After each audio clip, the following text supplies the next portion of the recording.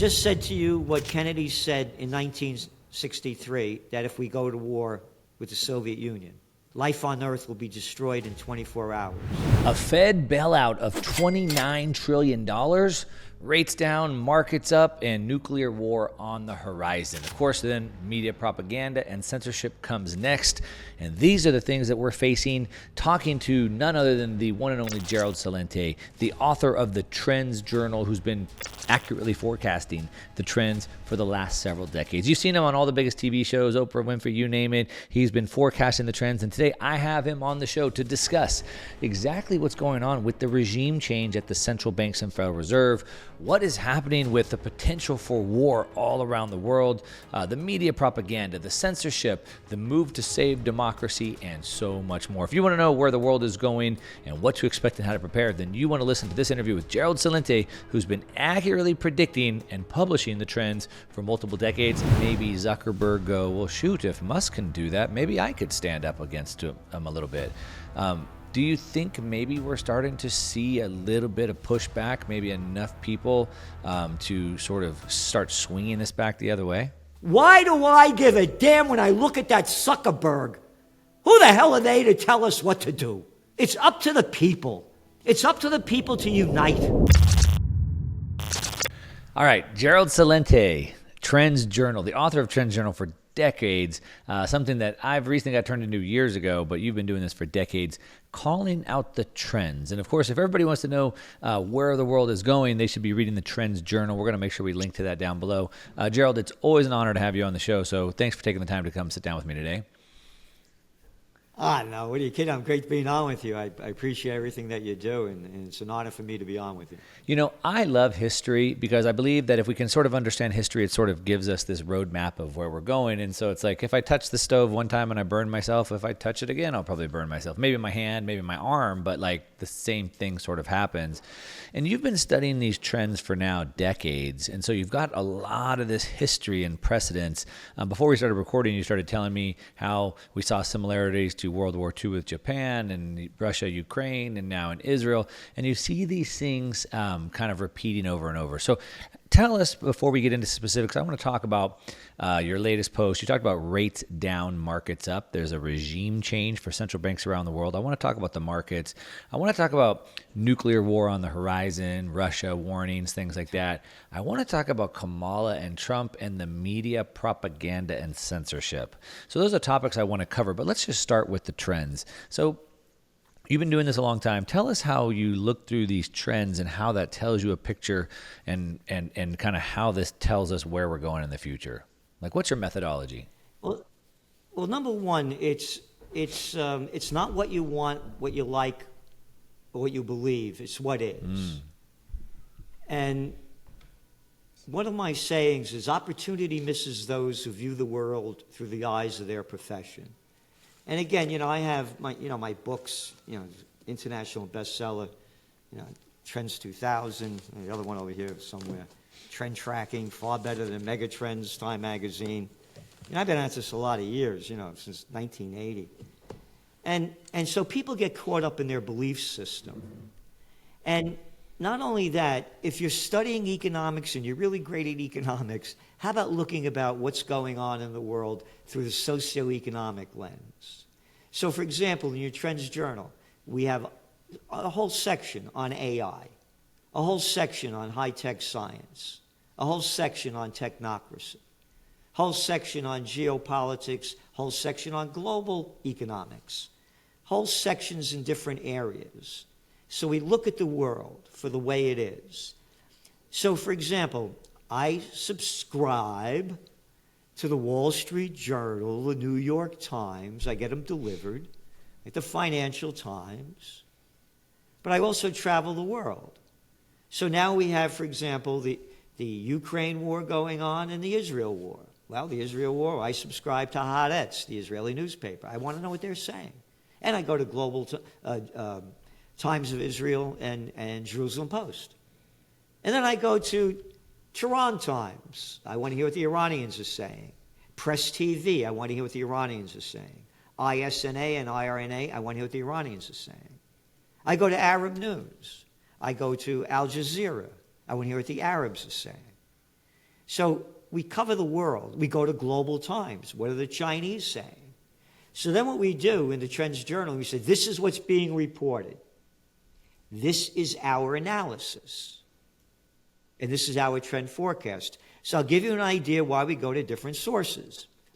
Go to the, I may have the article here, the Financial Times just a couple of days ago. And it was about what's going on with this attack that just happened in Lebanon, when Israel knocked out these pagers and they've killed a couple of dozen people, and they say they wounded up to almost 4,000.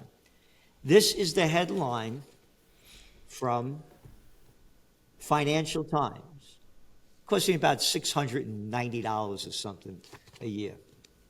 Militant group struggles to restore calm after double blow exposes its vulnerabilities. And they go on, in a humiliating blow to a militant force. The explosion left the militant group. The militant leader, Hassan Nasrallah. The attack has embarrassed the militant group, the Iran-backed militant group. The people said the military, it goes on, militant group. Oh, Hezbollah is a militant group. According to who? Oh, according to about 60 countries out of 196. And why is Hezbollah a military group? They had the nerve to drive Israel out of Lebanon in 2006. Why those lousy militants? Why, look at those terrorists that used to be in Iraq and Afghanistan that tried to throw out the Americans. They're militants too. That's the difference in what we do. We don't use that kind of language that already sets the tone for the readers to look at it in one side. So you have to learn to look through the news and understand what's fact and then what's opinion. And then I guess over a period of time, when you're looking at it this way and multiple sources on both sides, then it sort of starts to help you understand where the fact and opinion and the propaganda lie. Is that kind of what you're saying? Yes. And again, I used to be on Oprah, the Today Show, Good Morning America, everybody, all over the world. But they don't want to hear other one. I call them prostitutes, media whores that get paid to put out by their corporate pimps and government whoremasters. Look at the clown show. Oh, what's that woman, Psaki, on MSNBC? Yeah. Where'd she come from? Oh, she was with the Biden administration. Oh, and who's that guy, Stephanopoulos? Oh, he was with the Bill Clinton Club. It's one after another. There's no journalism anymore. And again, talking about, by the way, this was a T-shirt I did when Clinton ran for office back in 1992. Beware a Slick Willie. This is the lousy SOB, I could go on and on, gave us the Federal Communications Act in 1996 that allowed the bigs to take over the entire media. 6 companies control 92% of Americans' media. Back in the day, there were thousands of independent radio stations, newspapers, and TV stations. Local. Gone. The bigs own everything. Yeah. So you're not getting any information. They're prostitutes. Yep. Of course, the internet is sort of turning the tides on that. I want to get into the media propaganda, but let's just kind of start at the top here, because a lot of this is sort of downstream, if you will, almost, right? So one of the things that you say a lot is when all else fails, when the money supply runs out, when the debt is at its limit, then they take you to war. So let's talk about the money side first, and then we'll go downstream of that. So you had just said rates down, markets up. So we think about these regime changes, and so the central banks and the Federal Reserve, but all the other major central banks have been in this tightening cycle. And now we've seen them move into this easing cycle. So the rates down, easing, or more accommodative, and the markets are responding. Now, a lot of people think that markets crash when the Feds lower rates. History doesn't necessarily tell us that picture. I think a lot of it depends on the context of that. But what do you think about when you made that post saying rates down, markets up, and this in light of this new regime change that we're going into? Well, we've been saying that this is very simple. One of our, each year we do top trends. And one of our top trends this year was a golden year for gold. When we made gold, prices are up almost $600 an ounce since we made that forecast. It was very simple. We said they're going to start lowering rates in the run-up to the presidential reality show. They do it all the time. The lower interest rates go, the deeper the dollar falls. The deeper the dollar falls, the higher gold prices go up. And the only reason the dollar's been strong is because of the high interest rates. And you mentioned that they were in a tightening cycle. What brought them into the tightening cycle? Let's go back to the COVID war, 2020. Close down your business. Don't go to work. Here's some free money. Trillions, trillions, trillions, trillions, countless trillions of dollars across the globe dumped into the markets on money backed by nothing and printed on nothing. So they did this tightening to try to stop the rising inflation. And again, you know the numbers. What are the cost of a house now is like 50% more than it was 4 years ago. Yep. I mean, and the debt, when you look at the real debt in the United States, when you put Social Security, all the other stuff, it's like $260 trillion. Yep.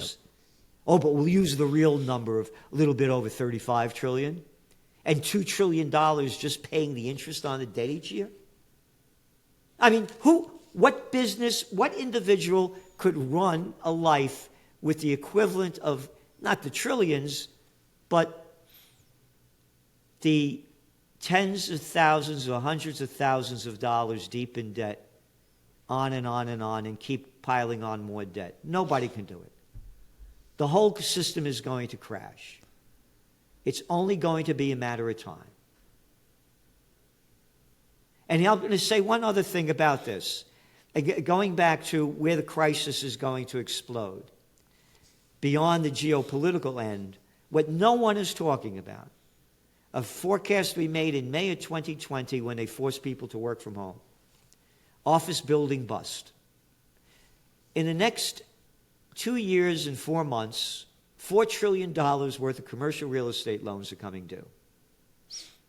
Your office vacancy rate, nobody there, in the major cities in the United States, officially, is at 24%.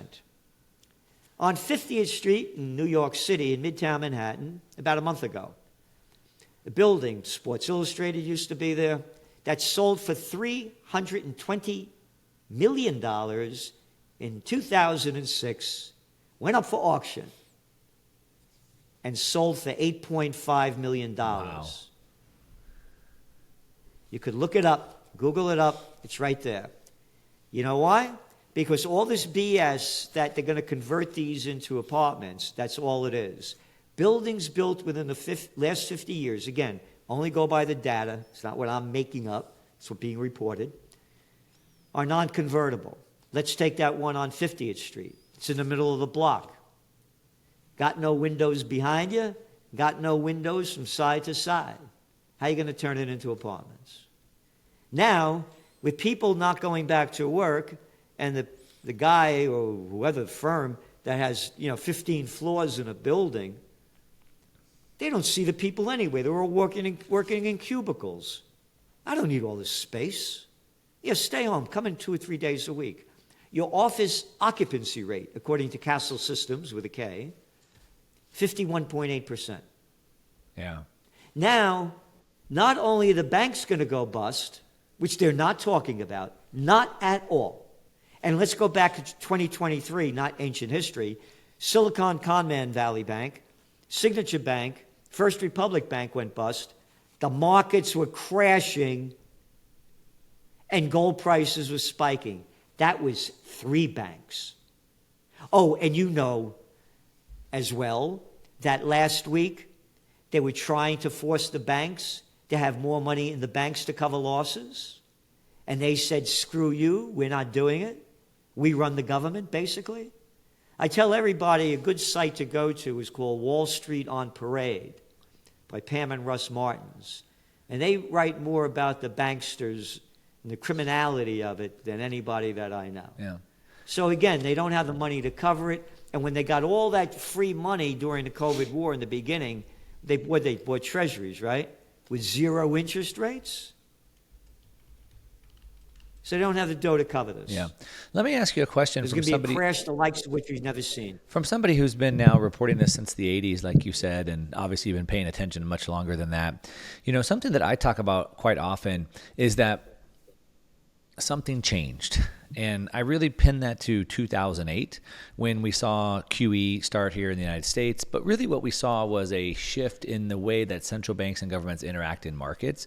And so, you know, in the 70s, the 80s, the 2000 crash, it didn't seem like the government wanted to intervene so much. Maybe they were proactive. They sort of like let things kind of see how they settled. And sure, they fiddled with the rates a little bit, but you didn't see the bailouts. Now, 2008 was like, oh, shoot, we should do something. It was very late. It took about 3 years from the real estate crash in 06 till the time they finally bailed out the banks in 2008, about 30 months. But now what we're seeing is that they're not just waiting to be reactionary, they're proactive. And so in 2020, it took 6 days to get the bailouts. But to your point about the Wall Street banks in 2023, we injected the money in 6 days. And when you look at sort of that trend, back to the Trends Journal, when you look at the trend in the way they interact, and now they're being proactive, they're setting up the swap lines.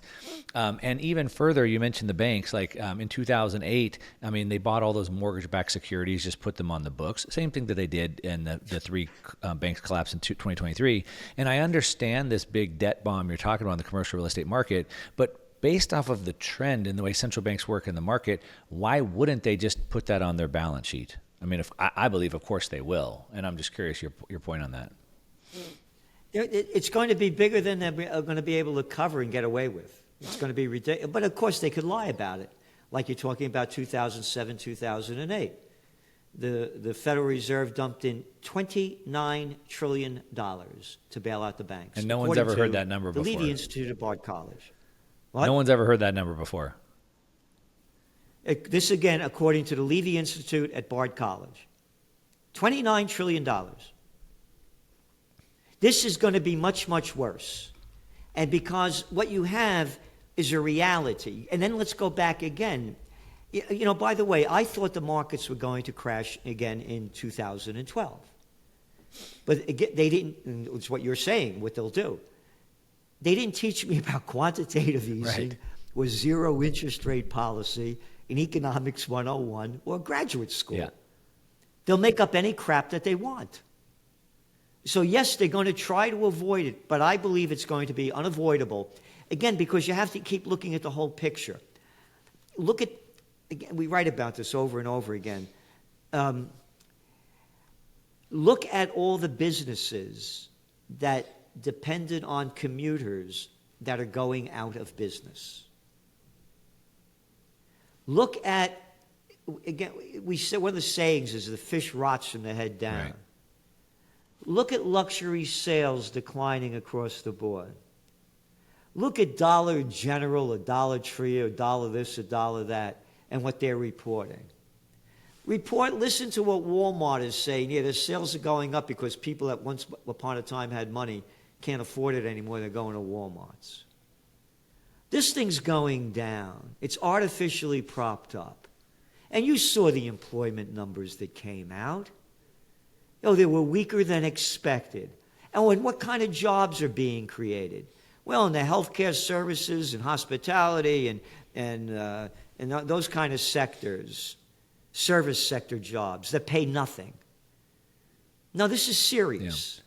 And again, it's going to be, I agree with you 1,000%. They will do anything possible to try to push it back up, but I think it's not going to happen. And again, this is global. Yeah.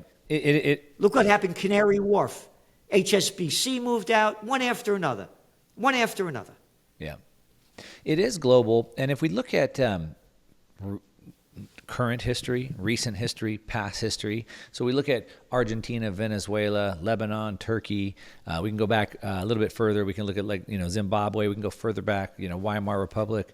There's never been a case ever, and you can correct me if I'm wrong. I can't remember a case ever where a government said, well, boys, pack it up. It was a good run while it lasted, and then just let the whole system crash. Instead, it's always the law of diminishing returns where they say, well, let's just keep going until it doesn't work anymore. That's what I see happening in the world today and in previous. So based off of that and understanding a little bit of human psychology, it makes me think that they pedal to the metal until the metal doesn't work anymore, the law of diminishing returns. And so while we're still getting some growth, eventually the stimulus stops working. Eventually Zimbabwe collapses. But Venezuela, Argentina, Lebanon, they can keep going for a really long time. Again, go back to the Great Depression. They couldn't get out of it. World War II got it. But you would argue that let's go back. But you would argue that in the Great Depression, the government didn't dump in $29 trillion, and if they did have, they probably could have blown the stimulus wide open. Well, that's what I'm saying. So sometimes it works and sometimes they don't do anything. And I think this time there's no way out of it. I don't think there's a way. They're going to try to do it. I mean, look what goes on. I mean, they got a thing called the plunge protection team. Yeah. Who are you talking to? Oh, we're going to rig the markets if they go down too deep. Yeah. I mean, it's a crime organ. People call it a government. I call it a crime syndicate. Yeah, I'm certainly not saying that they'll get out of it. Like, there's only one outcome. There's only one probable outcome at this. The question I was just asking is, when you look at Argentina, Venezuela, Lebanon, Turkey, they all continue going until it doesn't work anymore. But that seems like it takes a really long time to get there. So rather than like a big crash, shut it down, it's like, let's just keep printing until we go into hyperinflation at some point, maybe. Yeah, that could be be it as well. But again, the economy is going to keep going down. Right. It's not going to keep growing. Sure. It's going to grow very slowly and just in a continuing decline. Sure. Yeah, and that's what we see in Argentina again, and all those countries. I mean, the rich get smaller and smaller and smaller. The poor get bigger and bigger and bigger because the economy continues to crumble. Things go on; they muddle along, so to speak. But it's bad for the majority of the people. Oh yeah, well the facts are all there. How the majority of the people are suffering. I mean, who could afford? What is the average price of a home now? Like, $450,000 or something like that. And when your median household income's what, about, 74,000 median household income. That means everybody in the family working too. No, they can't afford it. And the bigs are buying, again, going back to the panic of '08. That domain name, by the way, I took out in 2007. All of a sudden, these companies like Blackstone and everybody buying up all of these homes as people are losing them. And now look at all the the homes that they own, that I call us plantation workers of Slavelandia. They can't afford to buy their homes, and the bigs own all the homes. Yeah. And you're talking about the decline of the country. To me, to me at the time, the Vietnam War, but the big decline began to happen. People forget that they were pushing NAFTA between Reagan and Bush Sr. And he couldn't pull it off. And they brought in Clinton. They called this thing like a whole new Democratic Party. They stopped becoming liberals and they became. This is the guy that, again, I mentioned. He gave us the 1996 Federal Communications Act, did away with the Glass-Steagall Act, brought China into the World Trade Organization. Every time he got caught with his pants down, his bombs away over Baghdad, the Yugoslav War, one thing after another. This guy, unto me, it changed. Again, I'm up in upstate New York. There used to be factories up here. Kingston. Gant factory, the shirt factory used to be here. It was one factory after another. They're all gone. It all started to happen, going down really quick after they brought NAFTA and then China into the World Trade Organization. Why should you pay the people living wages when you could pay slave wages and make more on your product. Yeah. Well, it certainly helped offset the inflation that they inflicted on the American people. At least they could buy cheaper goods, but at the rate of then obviously losing their job. So it wasn't a good trade. So we're in this situation now where it's inescapable. I think we both agree on that. The time frame of when it takes to get that law of diminishing returns to kick in is unknowable. I think it goes on longer than most people think. But to the point that you typically make, then moving on to sort of the next topic, is that you always say, then they take you to war. And so you're mentioning obviously now sort of every time these things went, every time one of these new policies went through, it was bombs over Baghdad, so to speak. And so now we're moving into war, not just one war, multiple wars at the same time. And for you, someone who's been reporting the trends now since the 80s, in the 80s, we were still under the Cold War. We were still in an arms race. I feel like, and I'm not old enough to remember, so I'm asking you, I feel like we're closer to potential nuclear war today than we've ever been that I can remember. What's your take on that, and are we going to be able to get out of this alive? The cover of the Trends Journal magazine on February 22nd, 2022, 2 days before the Russian invasion over there in Ukraine. From COVID war to Ukraine war to World War. World War III has already begun. I agree with you totally. We are on the verge of nuclear annihilation. We have crazy people running a country near you. I said, what's your favorite war? Well, I like the Peloponnesian War. It was lovely. No, the War of Roses was beautiful. Yeah. Oh, the 100-Year War was just so delightful. What's your favorite crusade? Well, I like the 8th one better than the 3rd one. You got crazy people running the show. You know, this is George Washington. Now, this is a real man. Not like these little gutless boys. Every one of them draft dodges. Little Billy Clinton, Biden, 5 draft deferments, Trump, 4 draft deferments. And I'm the same age. And I did everything I could, everything I could not to get in the Vietnam War. And I want to make this 1,000% clear. I was stupid enough as a young kid to believe the crap that they were selling, that if we don't stop those commies in Vietnam, the dominoes are going to keep falling, and before you know it, they'll cross all of Asia and hit the shores of California. I even voted for Richard Nixon in 1968. I did everything I could to beat the draft because I didn't want to get my brains blown out. Moving forward, talking about George Washington. And I talked about these little gutless little boys like Obama, the Nobel Peace of Crap Prize winner, a little slime. Oh, no, folks. He always spoke so properly. Folks. Always folking us. Yeah. Folks. Sold themselves as a peace candidate. As soon as that piece of crap got into office, the Afghan troop surge.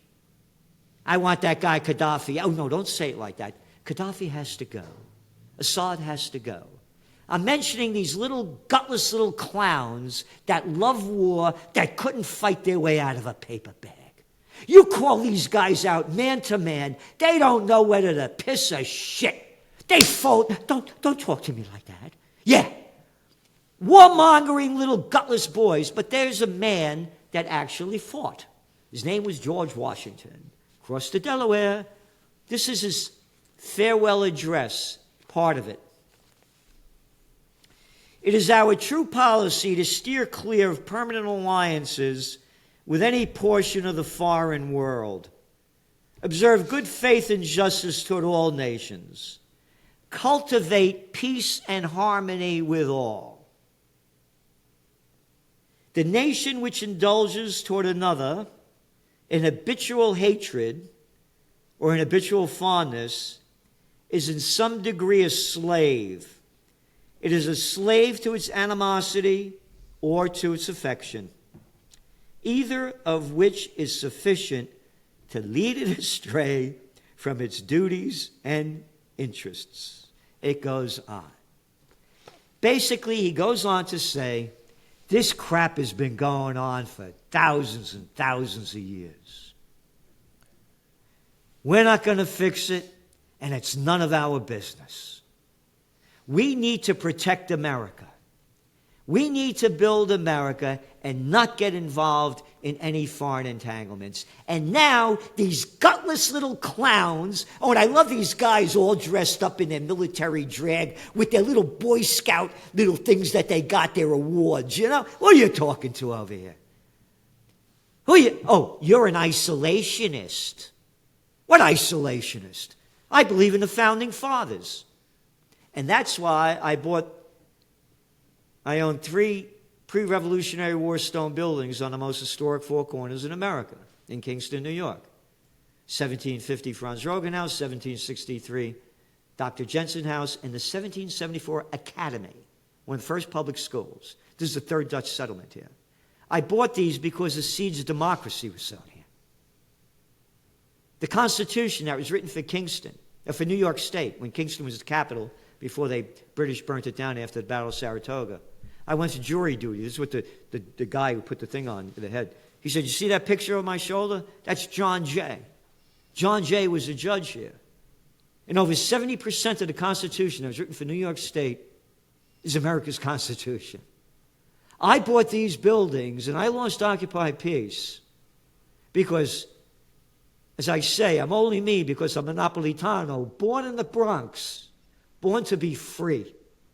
If I was born in Altavilla, Erpina, Vica Quenz, I wouldn't be me. I love this country. And that's why I launched Occupy Peace. I was looking to leave it one time. I said, I'm not going to go. Love it or leave it? No, you leave it. Don't you tell me what to do. And I've been in the political system. I was assistant to the Treasury Secretary, the assistant to the Secretary of the New York State Senate. There's a picture of me picking up Ronald Reagan at Chicago Hilton in 1976, 2 days before he was running against Gerald Ford, putting on a brunch for 16 of our board of directors. You know, one after another. I've been on the other side. It's a freak show. Gutless little arrogant morons telling us what to do. It's up to we the people. They're only public servants? No. I'm the politician. I'll tell you what to do. Get back in your house. Close down your business. Stand 6 feet apart because the wind blows exactly in straight lines and 6 feet. The wind doesn't take it anywhere. And put on that mask when you go into that airplane or I'll throw you off. But when you're eating and drinking, you can take it off because COVID knows when you're eating and drinking. All right? When I was a little kid, they had us hiding under a desk in case an atom bomb went off. And then when I was in high school, we had to stand up against the wall with our hands behind it, and they said, if you see a flash, don't look at it. If I see a flash, I'll be dust. You got morons in charge. Capiche? All right, now we're talking about Bitcoin and the future of the financial system. I want to make sure you secure it properly.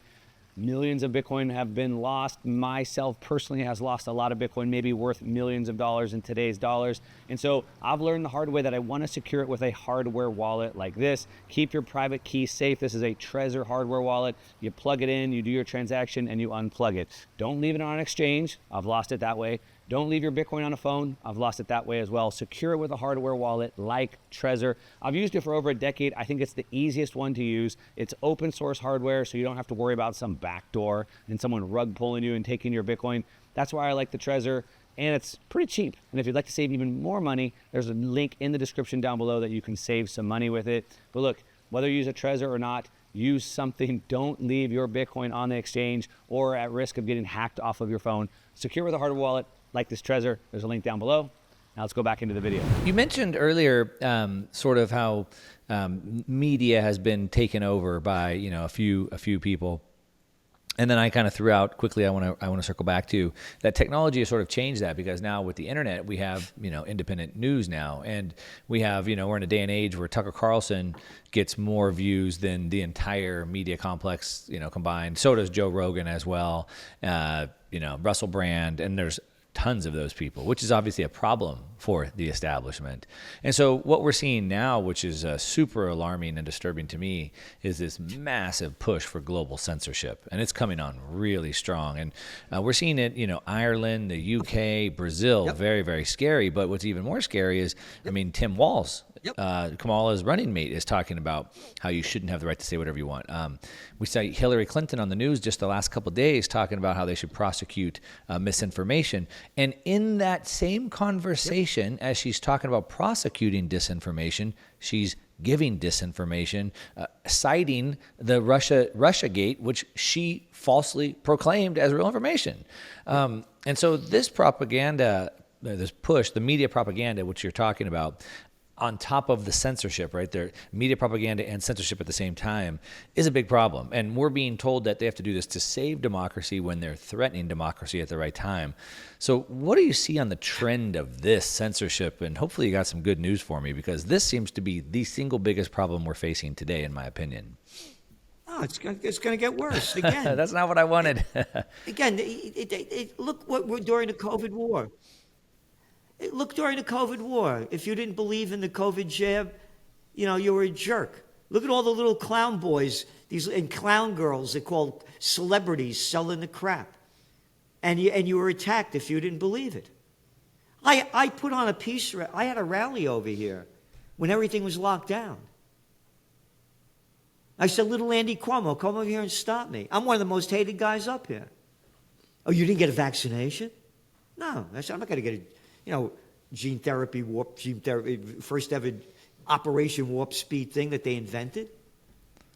People swallow the crap.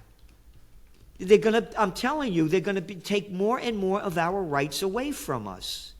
They talk about it, then they do it. And look at what goes on, too. You've seen all the data coming out, how Facebook or Meta, whatever they call themselves now, bowed down, and all of the rest of them, Twitter, bowed down to what the government wanted them to do during the COVID war. We've lost our freedom on so many different fronts. I do a podcast every Wednesday with Judge Napolitano. This guy knows more about the Constitution and the Bill of Rights than anybody that I know. And it's week after week, the loss of our liberty and freedom.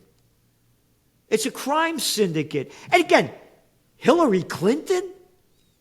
What did Minnie Mouse say? Why the hell would I believe anything spewing out of that craphead's mouth? Oh, don't you know who I am? I was the first lady. A little jerky husband of us nothing. A little boy of nothing. It's one little nothing telling us what to do. Remember the Biden administration was going to put that whole misinformation team in? It's not misinformation. It is you don't believe the government lies. You have no right to think for yourself. Yeah. They came up with a new term. It wasn't just misinformation now. It's also what they call malinformation. And malinformation is what they consider to be information they don't like. It's bad malinformation, bad information, because it could go against the interest of what the government has. So they can't say it's it's not wrong, it's not dis, but it's mal, it's bad. And that's a scary precedent right there. But we are seeing, back to the trend, right? I'm looking for the trend. I'm looking for a point where maybe the pendulum is starting to swing back. Maybe I'm the optimist, right? We do see Elon Musk standing in the face of sort of the world censorship complex, if you will. And maybe, just maybe, we're seeing maybe Zuckerberg go, well, shoot, if Musk can do that, maybe I could stand up against him a little bit. Do you think maybe we're starting to see a little bit of pushback, maybe enough people to sort of start swinging this back the other way? Not at all. No. Not at all. I only see it getting much worse. And again, think about what you just said. With Zuckerberg, with Gates. Why should they have any power of will? How about we the people? How about we the people? Oh, no. Oh, I was so shocked. It took me weeks. The pain was so severe that a tycoon's yacht sunk off the coast of Italy. If your friend's boat sinks, who gives a damn? Oh, no, but he was a tycoon. And his yacht sank. 12 days in the news. Front page pictures on the front page of the Wall Street Journal. Why do the bigs control every damn thing that we have in our lives? Hey, but they don't give a penny for peace. Could you imagine if the billionaires gave $1 billion to our Occupy Peace movement? We'd have peace tomorrow. No. All right, here. You're Warren Buffett. I told you you have these pre-Revolutionary War stone buildings. I used to rent one of them out to his son,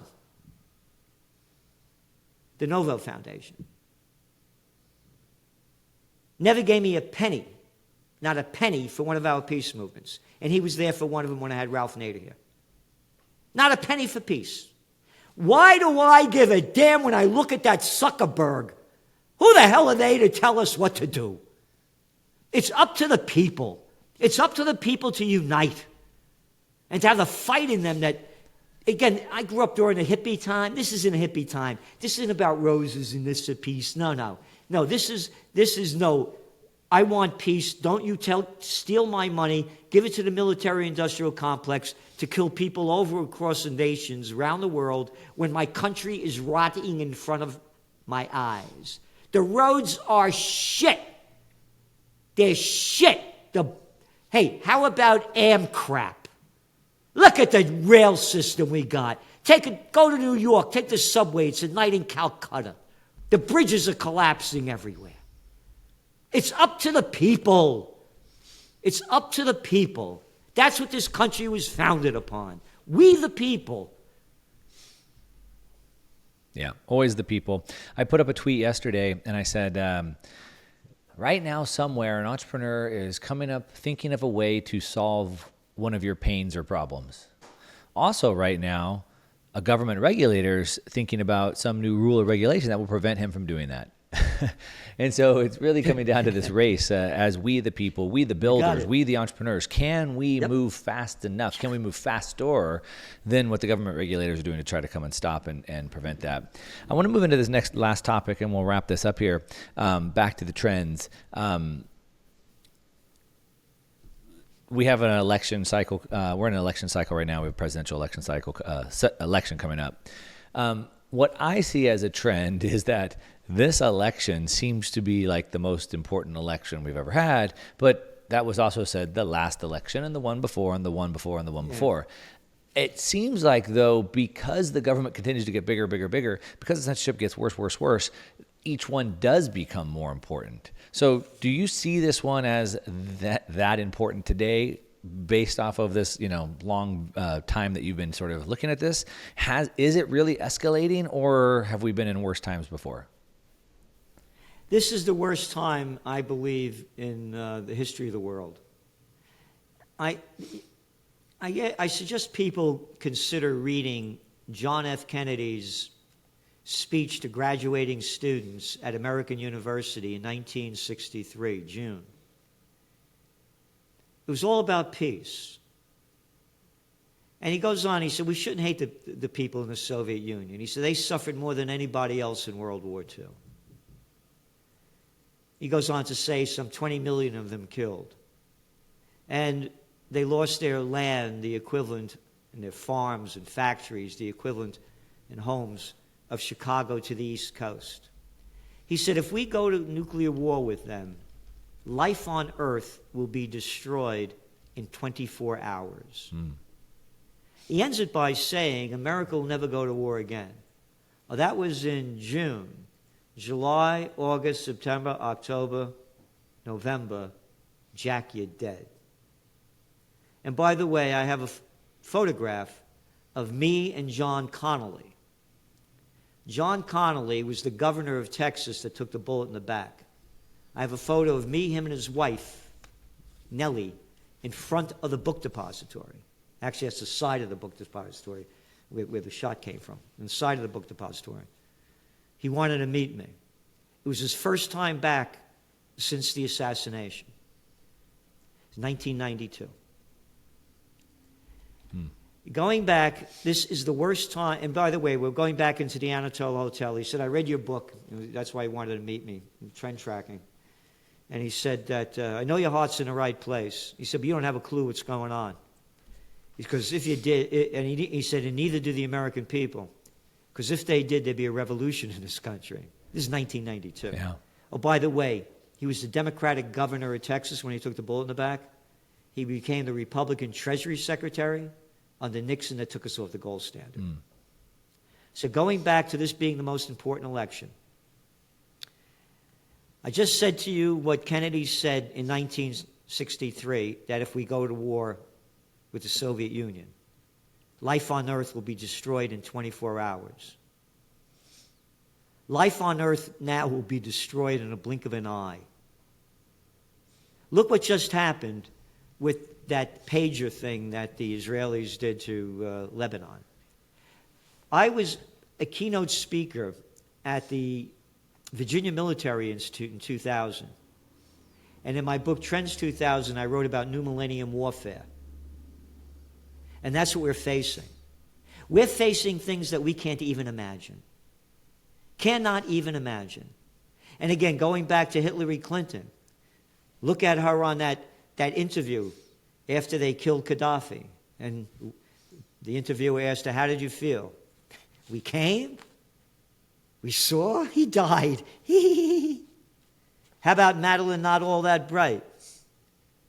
When asked on 60 Minutes, under the Clinton administration, when she was United States ambassador to the UN, and Leslie Stahl asks her, are the lives of 500,000 Iraqi children under the age of 5 that have died because of what Bill Clinton has done to Iraq worth the price?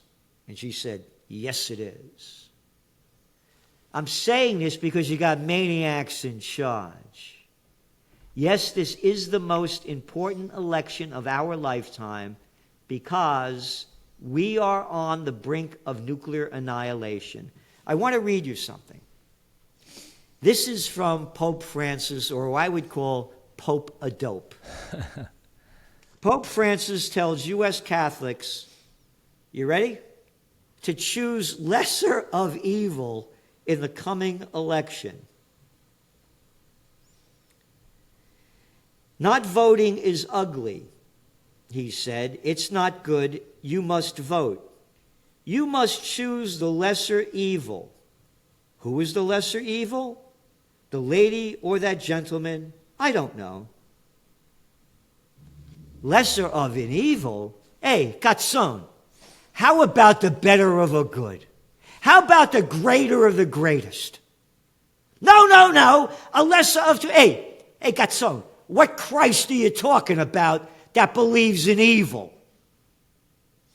Who are you talking to? I'll tell you who I'm talking to. I'm talking to morons that swallow my crap. Hey, where are all you Catholic priests out there? How come you're not out there for peace? Hey, what do all you Quakers die in an earthquake? You're not out there for peace. Oh, the Seventh-day Adventists waiting for the eighth day. Where are all the religions? No, vote for an evil. There's no such thing as a lesser of two evil. That's like saying almost pregnant. When you think about what you said, I was just looking it up, this commitment speech that you're talking about, John F. Kennedy, American University, June 10th, 1963. And it was titled A Strategy of Peace. And when you think about just the juxtaposition of that versus where we're at today, and so to your point, I mean, the stakes have never been higher, but they have, because back then we were on the brink of nuclear war as well. But the difference of the two positions, which was one, talking it down, like JFK, hey, we need peace. We need to reel this in, realize the Russian people are not our enemy. We have disagreement with the governments, but they're not our enemy. We should back this down. Versus today, unfortunately, to the point you're making, the Kamala Biden administration with Hillary Clinton, the other neocon warmongers in there, they just want to continue pushing forward. They want to continue poking the bear, so to speak, right, the Russian bear. And so really both times, 1963 and today, the world is on the brink of nuclear war, but the difference in the leadership and the attitude, one wanting to talk it down, one wanting to escalate it. And I think that really encapsulates exactly what you're talking about, and really how important this election is, because to your point, we are at the brink of this catastrophic situation, this catastrophic war. And one side wants to take us deeper into it, and the other side Trump has shown 4 years that he is good at removing that threat of war. So I think that really brings the risk of what we're facing here to the forefront. I want to wrap this up, Gerald. I mean, man, you've given us so much information, so much food for thought, and unfortunately, a lot of scary food for thought. But what do you want to say, like in closing, just to everybody listening that maybe is a little bit scared by this? I mean, what should they be thinking, doing to sort of prepare and really protect themselves and their family during this time? Well, one of my GC's 3Gs, guns, gold, and a getaway plan. The most important thing, really, by the way, to me, what could change it? A renaissance. And what followed the Black Plague? The Renaissance. The people realized they were killing themselves, they were destroying themselves. Alla Romana, alla Antica, in the manner of the Romans and the ancients, to describe the quality of their work. We need a renaissance. And to me, for everybody, the most important thing is to get in the best shape you can, physically, emotionally, and spiritually. Like right now, you saw how angry I am. And by the way, you could read St. Thomas Aquinas, who says that anybody that is not angry when it's morally justifiable to be angry is immoral. Yeah. And those who are not angry, when it is unjustifiable, when it's justifiable to be angry, they are immoral. So, yeah, I'm angry, but I also surround myself with beauty. I try to stay in the best shape that I can. One of the books I worked on, by the way back when, in the 80s, was called Natural Healing. It was the first book it was a Warner book. And so people need to be in the best shape they can in every way they can, because this way they're thinking clearer. And their spirit rises. And when the spirit rises high enough, we can unite under an umbrella of we the people. As I say, united we stand, divided we die. And we are in a very divisive time right now. And we have to unite for peace, and that's why I launched Occupy Peace over a decade ago. It's my business to, see what's devolving in this. I'm going to make this real quick. I was the number 2 guy running a major trade association at 30 years old, living between D.C. and Chicago. And I was killing environmental legislation at the height of the environmental movement in the 1970s. And I started to grow up after And when I moved up here, I moved to Rhinebeck, where back in those days, nobody even heard of the place. And now it's like the Hamptons of the North in New York.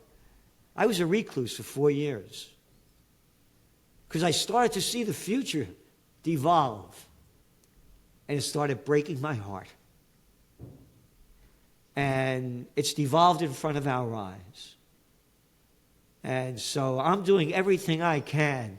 And again, I had a perfect life. I pull a lot of shit in my life. What are you kidding? I just told you, it's kill environmental legislation. But I grew up, and that's what I'm saying, get in the best shape you can. I've never worked harder in my life. You see the magazine. Yeah. What is it, average about 180, 200 pages a week, no ads. So you got to do the best you can, because we're all in this together. It's not about me or you. And again, I surround myself with beauty. I have art everywhere. And art is, to me, as a wonderful French girlfriend of mine, Marie-Pierre, said, art is the way of finding the true meaning of the human spirit. And we have to bring that back. We need a renaissance. Yeah. We need peace and love and caring. And what used to be life, liberty, and the pursuit of happiness. Yeah, what a great way to end that. And I just want to just add on to what you're saying. I mean, what you're saying is do the best that you can, and it goes on to something that I've been kind of saying, which is like if we're not, we're selfish. Like we should be learning new skills and doing new things so we can help more people. And we can lead by that example. And that's one of the things that, communism hates, right? They want everyone to live in this lie. They don't want people living their best life because then it encourages other people to do that. But that's exactly what we should be doing. Not telling people, that's what they do. They tell you what to do. We want to lead by example. So be the best person that you can be in the best shape you can be, mentally, physically, spiritually, to your point. And then hopefully that influences, not controls or forces, but influences other people to then also rise up and be better versions of themselves. We lead by example. That's how America became great, leading by example, and we have to do that all one by one. Gerald, thank you so much for joining me today. The Trends Journal, as he said, it's like 100 pages of information. He writes it. I mean, the amount of effort he puts into this is amazing. We're going to link to that in the show notes down below. Everybody should definitely check that out, sign up for his newsletters. And with that, Gerald, we're going to go ahead and sign it off.